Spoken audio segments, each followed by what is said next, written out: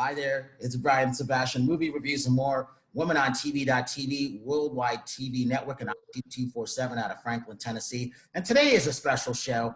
Every show is special, but this one is even more special because I've never talked to Zola before. But first of all, let's go back to Tosh. Tosh on Miami. Tosh hasn't been on the show in a while. She's been busy doing many things, going to Disney World and all kinds of wacky stuff like that. And at the same time, Zola, who are you and where'd you come from? Well, I am from outer space, and I came from a pod. But honestly, I was born in Shirley, Massachusetts, and lived in Massachusetts for a very long time. So I started my drag career in Boston, Massachusetts. Now, you're a performer. I always say this, performer, artist, and everything else. How would you describe yourself for people who've not seen your show or don't know what you've done? So when I was starting out, we were called female impersonators. Female impersonation was a big thing back in the 80s and the 90s. And a lot of the shows you had to impersonate somebody. So I would impersonate Whitney Houston, Grace Jones, Angela Bassett as Tina Turner, Donna Summer, and Janet Jackson, believe it or not. And so I would describe myself as a female impersonator because I don't really think of myself as a drag queen. I think of female impersonator. I think that's the best way to describe me. And that makes sense because that's important. You never want to offend anybody, and look where we are in the world. So you know that's why I have a lot of people introduce themselves. So Tosh, so as that singer, that songwriter, that Latina out of Miami, when you're singing and when you're out there doing stuff, because you haven't been able to get out, and I don't think Zola, you've been able to get out for a while. What's that like for you to talk to someone like Zola, who's had a little bit of experience because before she gets into, and starts telling everything else that she's done? Because I talked to her briefly through Eileen, and I was like, wow, she's got a fascinating history. I can't wait to talk to her.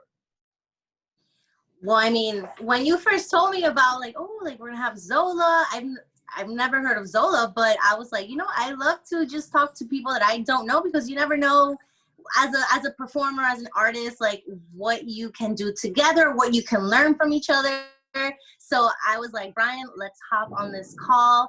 And I always love talking to other entertainers or performers, because it's such a everybody has their own way of performing or their own ritual or their own thing that they do right before a show. So I always love hearing stories from other performers, entertainers, impersonators. So I'm I love that we're all here together, because I can definitely get to know Zola and kind of see what is your process before you do a show, how what is going on now, are you doing any shows, how is that working out for you? Okay, lots of questions, and I'll get to all of them in just I know, I'm sorry, I'm No, that's quite all right. Please, that's quite all right. I know all this visual is just making you crazy, dark. I understand.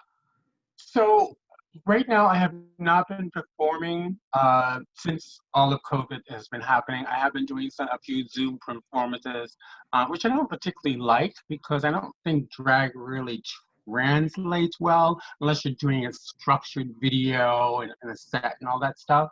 I think it's a little boring. That's just me. But last weekend was the very first time I performed. I did a pool show benefit for Black Lives Matter on Fire Island. I am the current reigning Miss Fire Island, so it's one of my first duties to perform out there. And it was weird, because I have to perform with a face shield. I can't really interact with the audience like I usually would. And there are so many restrictions. So it was kind of like, okay, I got to perform, but then I got to remember all this new crap. You know what I mean? Which is what performance is all about. Sometimes at the very last minute, somebody throws a curveball at you, your outfit craps out, or something happens, the sound system messes up, and you might have to sing a cappella with no track. You know what I mean? So you've got to always be prepared for those types of things. They happen at the beginning of your career, and they happen at the end of your career. There's no way to get away from them. But you get through it with grace, dignity, and style. That's all. And confidence. Like, as long as you're confident, no one will ever know that there was something wrong, you know? Exactly. And most of the time, the audience doesn't know what's going on. Not only do they not know, they don't care. They just want to see. They're just having fun. Well, they want to see you perform. That's all they care about. They don't care if your dog died. They don't care if you got a flat tire. They don't care if you didn't have time to put on a full face of makeup. They don't care. They'll read you, but they don't care. So you just have to, yes. Oh, no, go ahead, finish. Yeah, you just have to find a way to pull that authentic entertainer out from within you. And there's an authentic entertainer that's always there, that always is there to inspire you and lift you up when you need it. So just being tapped in. I was still stuck on the face mask. I forgot about that until you said that. First of all, am I thinking you have to put a face mask on with your hair, with everything? Well, how does that work? Oh. She's like, don't even get me started. I'm still traumatized. Anyway, no. Okay, so you have to wear a face mask when you're interacting with the audience before your number. Then during your number, you have to wear a face shield and no mask because, I mean, we're lip syncing, so you got to see. Yeah, so the face shield, which was a very interesting thing. You know, you have to get them coordinated to the outfit, and you have to have your face mask. You know, it's another extra layer of money out the door. But, you know, you do what you have to do. You have to do what you got to do what you got to do. The audience is looking to be entertained. You're the entertainment. Deliver. That's simple. You know, and the good thing about that now is that people want to be entertained. That's the good thing, at least. And so this is perfect time for a lot of performers, depending what county, what state you are, what's going on, because, you know, locally Tasha's in Miami. So Tasha, are things kind of open right now? It depends if you go from here to the next block, you know? Nothing is open. I mean, only restaurants. They just decided to open restaurants inside, like dining today. So I guess that's a step up, and closely, hopefully they'll be opening up like venues and stuff like that, but nothing is really happening here. I've just been doing like live stream shows, like trying to do like karaoke's or performing my songs and kind of trying to still be on social media, because I just started my career in literally when the pandemic happened. So like end of March was when I released my first song, and everything happened, and I was like, oh my God, like I just picked like the worst like day to like start my career. But honestly, it's the best. Or the best. Yes. At first I thought I was like, oh my God, like I chose the wrong time, but it's honestly been so good. Like I've had time to write songs. I've had time to like really think about like, you know, marketing and strategies and stuff like that. So it's been helpful in the end, but I really, really, really want to perform like in with people. I haven't done that yet, like my own songs. I've done, you know, karaoke bars, but that's not the same if it's not your own song. It's like I'm so ready to perform, but you know, I'm just kind of hanging out and doing live streams for now, like virtual concerts, because it's like the new thing now.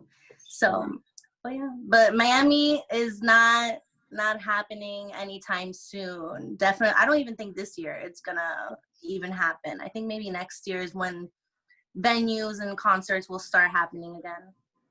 And what's great about that is that you will have a base now of followers that will actually come to see you. Whereas before you had a smaller base, now you'll have a bigger base. Yeah, so it's kind of been helping me to like build my followers and kind of see what works and doesn't work. So it's kind of been like a blessing. I'm not gonna lie. I was at first scared. I was like, oh my God, but it's, you know, everything happens for a reason, and you just gotta follow the path that you know God made for you. Right. Exactly. Zola, you just made me think of an idea. A lot of these musicians and bands, hey, find someone who's got a private place. You know, don't tell any about it until like 15 minutes prior. Pretend you're, you know, social distance, and pretend you're rehearsing. have people PayPal you or Vimeo you, or there's many different ways to do stuff. I was just thinking of something, I don't know if you've done it. Have you, you know, you and maybe one or two other of your friends or impersonators thought about doing something for 10 or 15 people? Have you done that outside or any place, or have you thought about it at all? Something different? So here's the deal. So New York has been going through a lot. You know, it's been going through a lot. And those opportunities aren't really happening because a lot of places are getting their liquor licenses taken for not obeying the rules, for not wearing masks, for employees not wearing masks. So it's been a little difficult. And also, I'm not performing like that anymore. I used to perform, used to be show director of Jock's Cabaret in Boston, and I used to work 7 nights a week for years. Probably for about almost 10 years, I worked 7 nights a week. And also, in addition to working there 7 nights a week, I did, after my show, I worked Wednesday nights at Chaps, the Latino night, and then I worked Mocha night on Thursday nights. And then I also go-go dance in the afternoon on Sunday, work my show, and then do a performance at Avalon at night. So I was working a lot. That's a lot of work. Of course, I was younger then. I was in my 20s. I was doing coke and I was drinking, and that was a lot. I was gonna ask, where were you getting all this energy? Girl, that's where I got it. You know, that was a whole different time. That was the 80s and 90s. We were all doing it back then. All my friends were doing it. So that's how I kind of got through the whole thing, and thankfully stopped that craziness. And so I just live a different life. I call myself more of a socialite drag queen. I like to go out to social events. I like to raise money for different charities, one sandwich at a time, Sylvia Rivera Law Project, so many different organizations that I do volunteer work and raise money for them. So I don't really, I really don't perform like that anymore. Like every once in a while I will, you know, but I'm good staying home. No, and that makes sense. As you just described, how many years you were working like that, this was like a needed break for you in a way. Yeah. Well, also, now piggyback that up after that, then I started becoming a professional makeup artist, and I worked for Bobbi Brown Cosmetics. And then I'm traveling Australia, New Zealand, London, Scotland, Ireland, Moscow. Doing all this travel as a male, you know, not doing drag. I put that aside and then picked up this mantle. You know, I was always a makeup artist even when I was doing drag. But once I moved here to New York, I really started to look more at my male persona and leave the drag. You know, Zola was well established, but I had to really develop myself, who I really am. And I think that's a really important thing, lesson that I can give to you, sister, is know who you are and spend time figuring out who you are in the various stages in your life, because you're not the same person at the beginning of your career as you will be at the end. There'll be many check-in points. You'll have to check in. Do I really still want this? Do I really want to perform for big venues? Do I really want to concentrate on an acoustic CD or whatever it may be? But you always have to check in and know who you are. And so, you know, doing all of that was another factor in my not really wanting to travel around and do a lot of performances, because I just don't feel like I need to perform like that. I want to do some things that are very important to me. I want to bring forth creative ideas that are very authentic to my creativity, to my persona, and that's what I'm concentrating on now. And that makes sense. As you just said, you don't need to do that anymore. That's the whole different thing, because you've already done it already. Talk about when you would travel overseas, because I love Scotland. I would go to Edinburgh and Glasgow. Talk about those European trips, how you would travel, and then what you would do once you're there. Because as that Black male, I would always travel. Let me see. I've been to 43 states in 23 countries, almost all by myself. So imagine what that's like when you travel by yourself. What's the experiences that you get, and what's the feeling that you have when you come back? Because we're changed when we come back. Yeah. No, it's so emotional in a way because it was such a beautiful and wonderful experience for me. I learned how adult I was and how focused on the job. I'm going to these countries as a brand ambassador of Bobbi Brown Cosmetics. So I'm teaching as I'm there. So I am the personification of the brand. So you've got to look impeccable. You've got to always be on time. There are never any excuses at all for any reason. And you've got to deliver. And I had been so disciplined throughout my career, through my drag career and of course growing up with my parents. It was easy.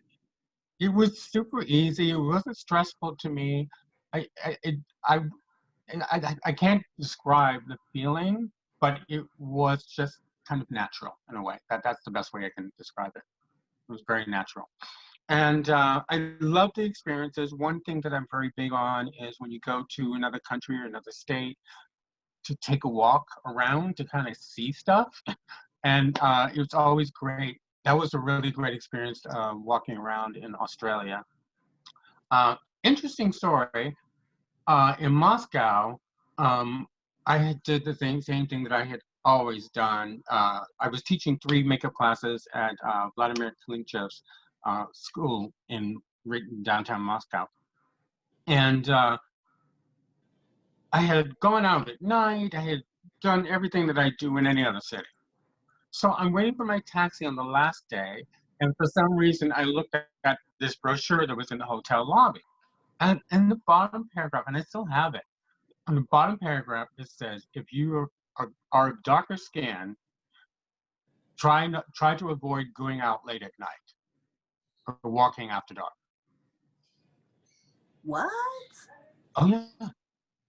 And it was kind of weird to me because I was like, okay, interesting that I'm just seeing this now, but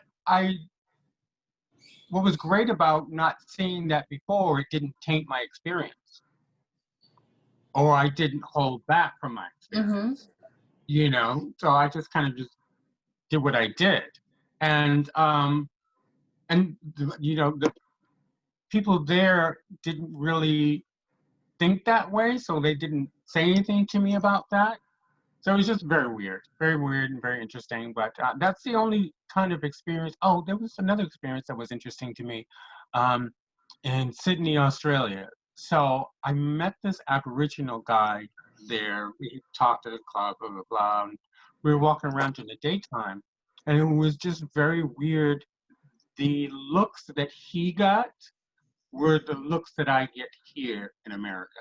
It's those racial looks, those people looking at you like you don't belong, there's something wrong with you, or you're different. But they were directed at him. So him and I were very similar skin tone. But because he was Aboriginal from Australia, from the bush, they had prejudice against him, but not me. That's interesting. That's trippy because Very trippy. in Australia, I would always go to Newcastle, which is 2 hours south of Sydney. Mm-hmm. And Yep. you know what it's like to be the lone minority there, just going to do your thing. I did the same thing no matter where I traveled, state or whatever. And in the back of your mind, you still have to be aware of your surroundings because you are that foreigner or you're that visitor. But at the same time, you want to do your best to have fun. So this is where we come together at that point because we still have to be careful because look where we are now. So you and I both know, Tasha knows this later because she's younger, is we have pre 9/11 and then we have now 9/11. And now you can say we have President Trump at that point, wherever you may fall. And it's very interesting of what you can do and what you can't do. Yeah. And it's one of those it's a difficult line to follow, and I'm not necessarily a line follower, obviously. So um, I don't really like being told what I can't do because I tend to do What you want to do? what I Like, want to do. You know, I mean, this is my world. This is my experience. And if I let other people tell me what I can and cannot do, Zola wouldn't be happening. mhm. I'd be working some corporate job. I'd be doing something else, but I definitely wouldn't be traveling the world. I definitely wouldn't be a makeup artist, and I definitely wouldn't be a drag queen or a female impersonator. You know. That's really interesting. So think about this. Travel two different ways. And I never thought about that before. I always thought about, okay, I'm traveling as American, but I'm also traveling as a Black American. You actually Yeah. travel as kind of a third one, which I never even thought of before until you just described that. And we've been to similar countries. I haven't been to Moscow yet, but I'm going next May to St. Petersburg for the stuff that I'm doing on Sporting. Oh, lucky you. St. Petersburg is beautiful. Ooh. Well, I love the culture. A lot of my good friends are Ukrainian, so we're going from the world of sports, but we're actually going as interviews. But again, as you know, you've been there before I got there, you're still that person of color. Even though permission from Putin and all this stuff, we'll have our security detail, we're going because they speak Russian and all that. And I know a little bit of things here and there of that. But I also said, you also learn the culture no matter where you go, Yeah, exactly. And it's not like there's not Black people there. There are many Africans that go to the university there in Moscow. And you will see Black people, but not that many. You might be in a restaurant and you're the sole Black person there. See, I'm used to that. I'm used to that. Exactly. I think that's the thing about racism that people can't conceptualize unless you've actually lived through it. Being the only one in the room and and people don't understand what the representation matters and seeing like people matters. At least to know you can at least talk to somebody that can have the same type of conversations that you can't have with other people. Yeah. Wow. All right. So vocally, Tosh, what have you learned so far? Wow. I've learned that I need to get out of Miami soon and explore all the places that Zola has been to and be like super like, if people are telling me not to like pursue my music because of blah blah the wrong times or whatever, like who gives a about that? Like just like be confident about your own self that you're gonna be able to like do what you want to do, what you were put on this earth to do. Yeah. And also I would probably add with that is that to have some type of spiritual connection, whether to the earth, to a higher power, whatever that may be, however that looks to you, always be tuned into that because that's going to be your guidance system through all this. It'll let you know who is shady around you. It'll let you, when you hear something, prick up your ears. You're like, okay, I need to listen to that. Things that you may see in nature, whatever have you, always have some type of spiritual connection and just keep working on yourself. Your constant work in progress. Funny that you say that because I just started meditating. My mom challenged me to do a meditation for 21 days. And let me tell you that it has like, I've never meditated before. And I was like, okay, like, what is this? Like, I did a 20-minute meditation and my mom said that I was so deep into my pure consciousness that I started snoring. And I was like, wow. I was like, I was awake. Like, I know I was awake. I was there, but I wasn't there. And I was like, that meditation was like, I've never done it before. And I was like, wow, this is what I need. Like, I feel like so much like better about myself, like more like, positive, a lot of good energies. So it's so funny that you say that because I just started that last week, meditating and connecting. Keep doing it. Keep doing it. Keep doing it. Keep doing it. And if you can go to some type of meditation retreat where you have a more intense experience, that's even better too. Mm-hmm.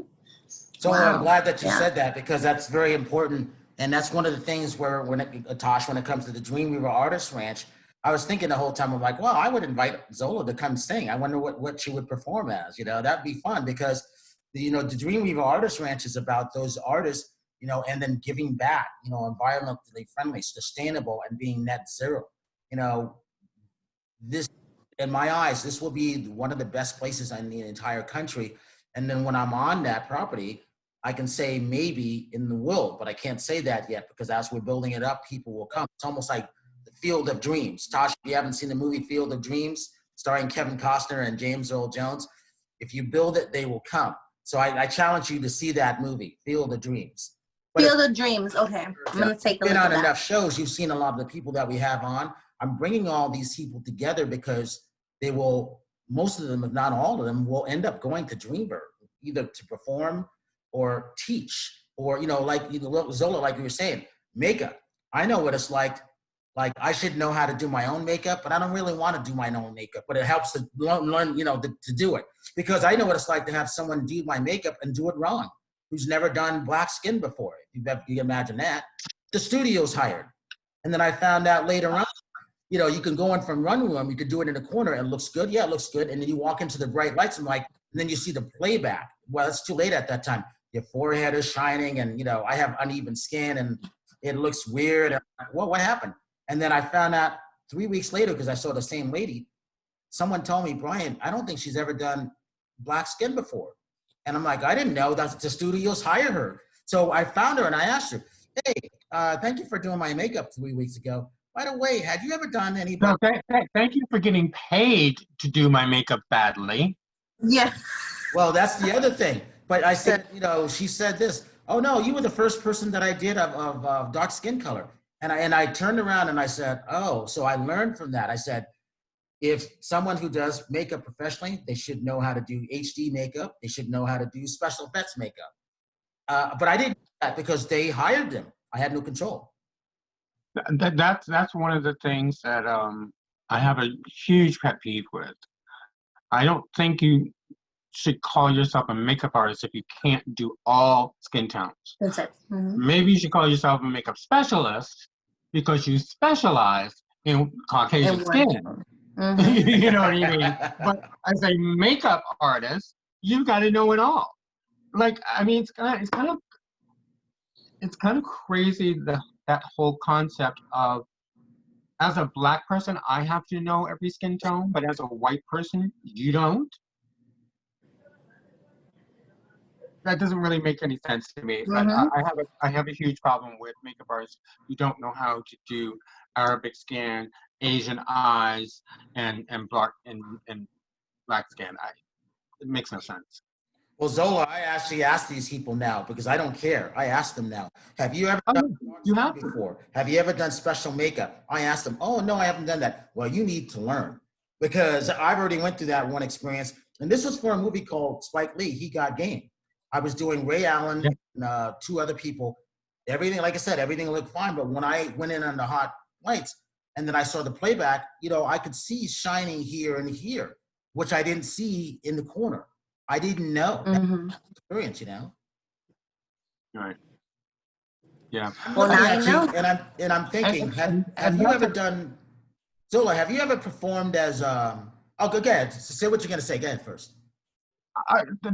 That's a problem that people don't realize, that in 2020 there are models who sometimes have to do their own makeup going down the runway because they didn't, or have to bring their own foundation, or have to bring their own hair pieces because hairstylists don't know how to do black hair.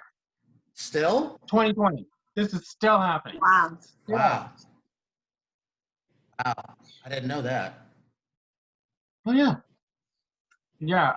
It just shows you how different our country is than what we think it is. Mm-hmm. We see certain things, but we don't know how deep those things are until you hear these experiences from other people who are in the industry. You know, I've seen some things in the industry, and even now I'm still seeing some things, and it's just we have a long way to go still. I have a long way to go, but we're getting there. Zola, give your social media links. Very easy on Twitter, at Powell Zola, on Instagram at Powell Zola, and on Facebook, Zola Powell. Okay, I'm definitely gonna follow you because I'm so curious. Do you have any of like performing shows, like little clips on your Instagrams? I really want to see like how you perform. I have to upload something onto Instagram, but I do have do I have a clip? I might have a clip. No, I don't have a clip. I do. That's my next thing I need to do. Thank you for reminding me. You're welcome. I will put a clip on this week of performance, but I do have some on YouTube, I think. The people have taken of me. Yeah. I will definitely. You realize that I'm from a different era. This is a lot. This whole social media thing. Social media. This is a lot. Y'all are doing the most with this social media stuff. Yeah, I started taking a course on social media, and I was like, whoa, like a whole different world. Like, wow. And I still have a long way to go. So, but yeah, social media is a huge thing. I would suggest, because if I was coming up in the business, this is what I would do. I would find a relative or someone that is very social media savvy and have them do your social media for you. And, you know, you buy them a gift or whatever have you. Mm-hmm. But getting an assistant is kind of necessary in this life. To do absolutely everything that you have to do, you need an assistant. I mean, like, now I understand why artists have their own social media teams, their own PR people, because I try to do that all myself, and I'm like, I don't even know if I have time. And I have time, but it's just like mind-blowing. Yeah. So that way you can focus on your art, because keeping up with the Twitter and the TikTok and the Instagram and Instagram Live and all the things that keep coming up, you have to be plugged in all the time. Your audience wants more from you. And that's what drains you, ultimately. See, Tosh, that's why I admire you, because Tosh uploads all of our videos. I couldn't do it. I didn't have the time. But if it weren't for me, we wouldn't have gotten over the 1 million mark, you know? So I'm grateful to you. Yeah. I am behind that, you know, see, right after this upload. Yeah. But, you know, and I'm glad that you're seeing that, how the benefits of having somebody, because you are now that person for Brian. Now you need your person. Exactly. Let me ask you this. We got a couple minutes left. Have you ever done Diana Warwick? Have you ever performed as her? And have you ever performed as Diana Ross? Dionne Warwick. I have not performed as Dionne Warwick. I have a friend of mine in Boston, Melinda Wilson, who does an amazing Dionne Warwick. I did try to do Diana Ross. It's all about face structure. You know, my eyes are not as big as Diana's, and my face is a different shape. So I can't really pull it off, but I can pull off Whitney Houston. I mean, that's one of my most famous impersonations. Grace Jones, because it's a very angular face. Donna Summer, because I kind of give that vibe a little bit. But it's all about face structure. There's some people you just can't do. As when you're singing and performing, what's your favorite song? What's your favorite go-to song, I would say, if you're singing Whitney Houston or just in general? Well, in my performance, I'm lip syncing to the tracks. I can sing live. Actually, that's my next phase, is I want to do some jazzy lounge type of things. But I don't really have a favorite song because I like music so much. I love music, and I'm always inspired by it. So I don't necessarily have a favorite go-to. But if I want to get the crowd going, It's Not Right, But It's Okay by Whitney. Ah. Hands down, get the audience up. I feel like All right. any song by Whitney gets everybody like, yes. Like, I went to my first drag queen show last year, and I had the best time ever. Like, I was on top of tables. I was like, yes, you work it. Like, it was, I love show. Like, drag queen shows are amazing. I love it. It's my favorite show to see as a spectator. I love it. So I really admire you for doing that, because not everybody can do it. If everybody could do it, everybody would be a drag. You need to have the personality, the little crisp, the vibe. Yeah. I get that all from you, Zola. Drag is not for sissies, honey. Yeah. Drag is not for sissies. It's just not. You really gotta have a thick skin. It's a lot. Imagine. All right, Tosh, real quick. We got about 60 seconds. Tell Zola what you do real quick and what you're working on.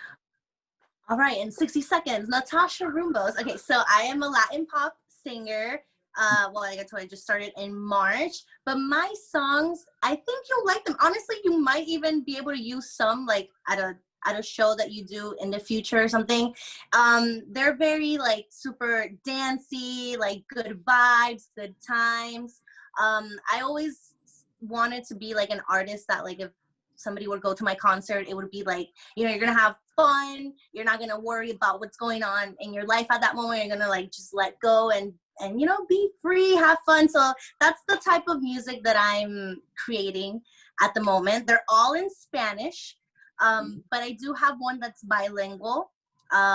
Definitely take a listen, and I hope you like it. You can find me on Spotify, Apple Music, all the streaming platforms. You just search Natasha Roombos, and I will pop up, hopefully first on Google. Okay. But I love performing. I mean, when I started, I was young.